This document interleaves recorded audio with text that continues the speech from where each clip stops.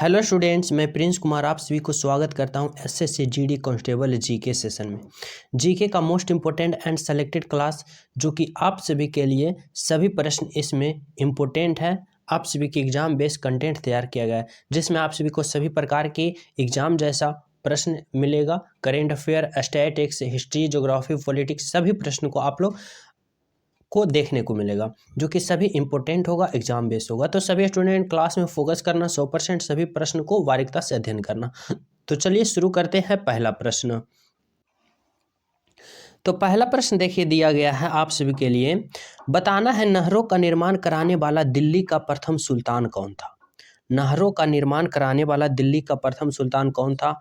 कुतुबुद्दीन ऐबक था, बलबन था, अलाउद्दीन खिलजी था या गियासुद्दीन तुगलक था। तो बताना है कि नहरों का निर्माण कराने वाला दिल्ली का प्रथम शासक कौन था। तो राइट आंसर होगा क्या, गियासुद्दीन तुगलक था। कौन था, गियासुद्दीन तुगलक था। Option number D is the right answer. अगला प्रश्न है, देखो बताना है सिकंदर ए शाहनी का उपाधि किसने धारण की थी। सिकंदर ए शाहनी की उपाधि धारण किसने की थी। अलाउद्दीन खिलजी, इल्तुतमिश, बलबन या इब्राहिम लोदी। तो राइट आंसर क्या होगा, सिकंदर ए शाहनी की उपाधि किसने धारण की थी।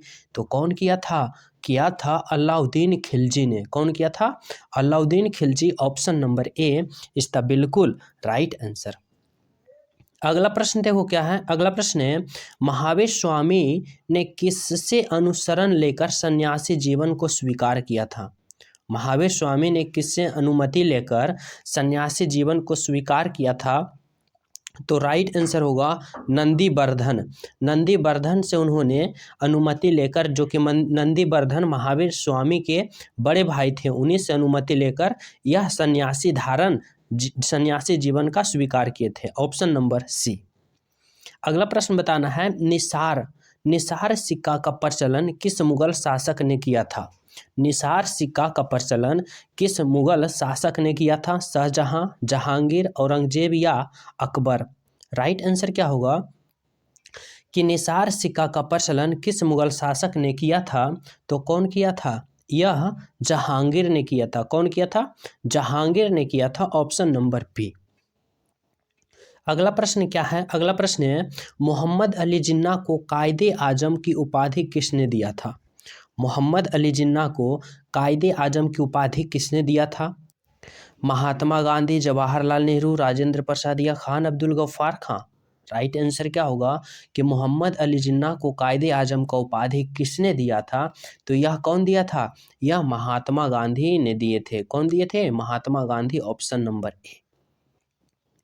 अगला प्रश्न बताना है कि रॉलेट एक्ट 1919 में भारत आया, इस समय भारत का वायसराय कौन था। रॉलेट एक्ट जो आया था 1919 में, जिसे हम काला कानून भी कहते हैं, यह जब भारत आया था तो इस समय भारत का जो वायसराय था वह कौन था। तो राइट आंसर क्या होगा, चेम्सफोर्ड था। कौन था, चेम्सफोर्ड उस समय का वायसराय था जिस समय भारत में रॉलेट एक्ट 1919 में आया था।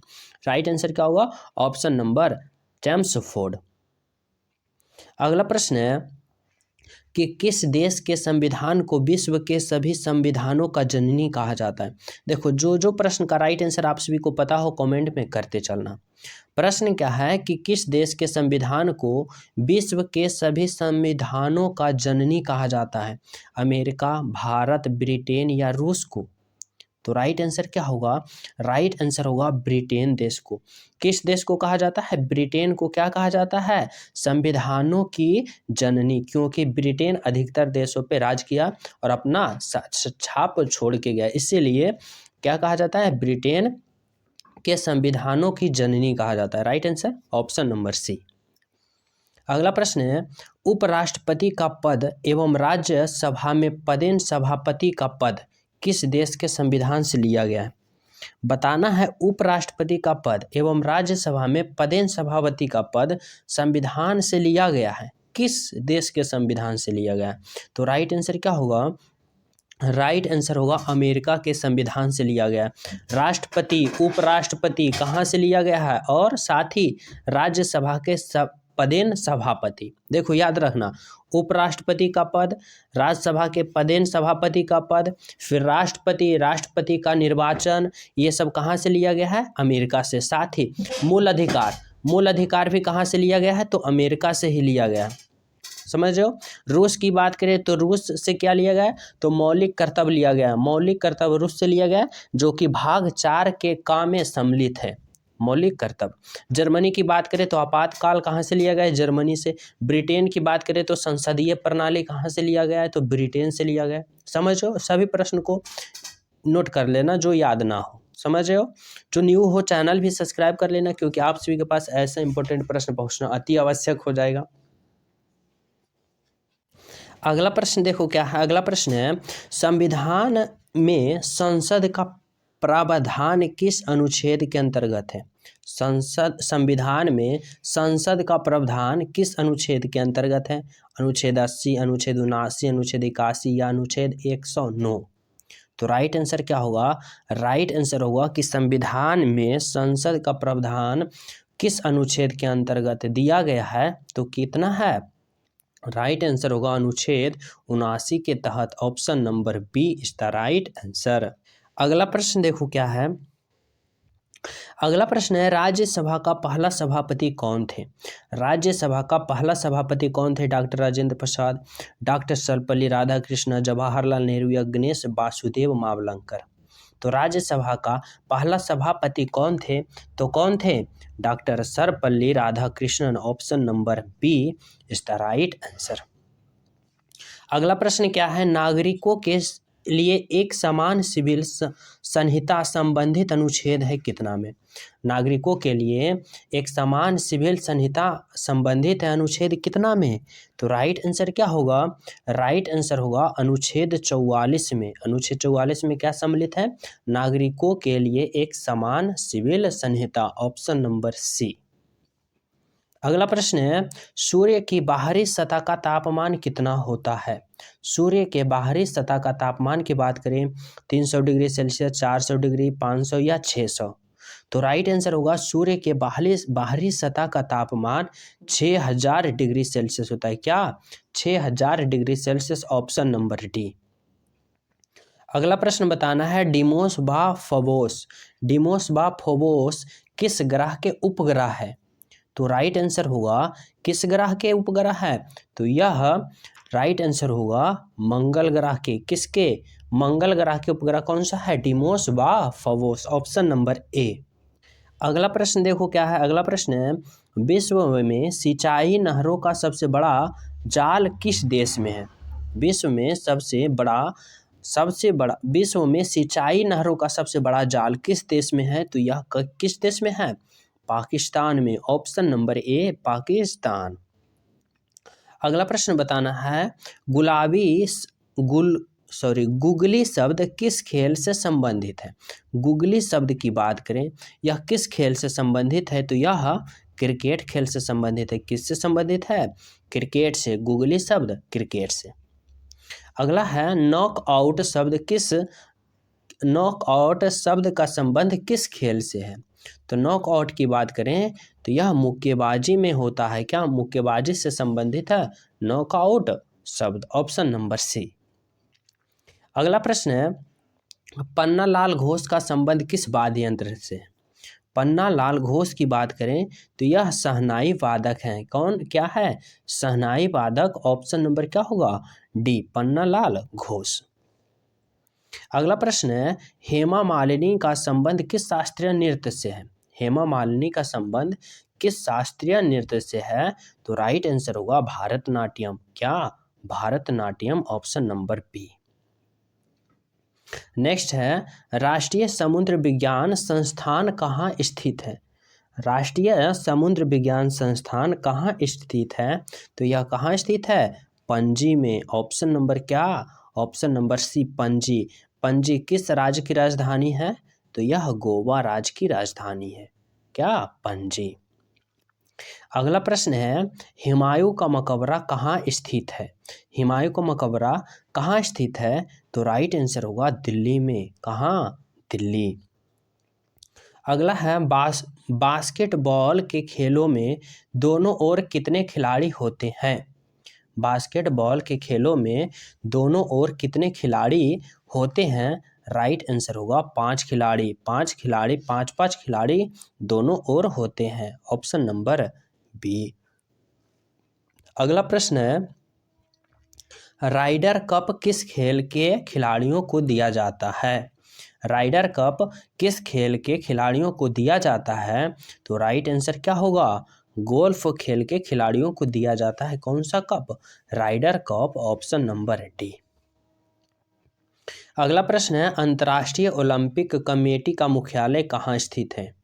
अंतर्राष्ट्रीय ओलंपिक कमेटी का मुख्यालय कहाँ स्थित है? राइट आंसर क्या होगा? राइट आंसर होगा स्विट्जरलैंड। ऑप्शन नंबर क्या? ऑप्शन नंबर सी।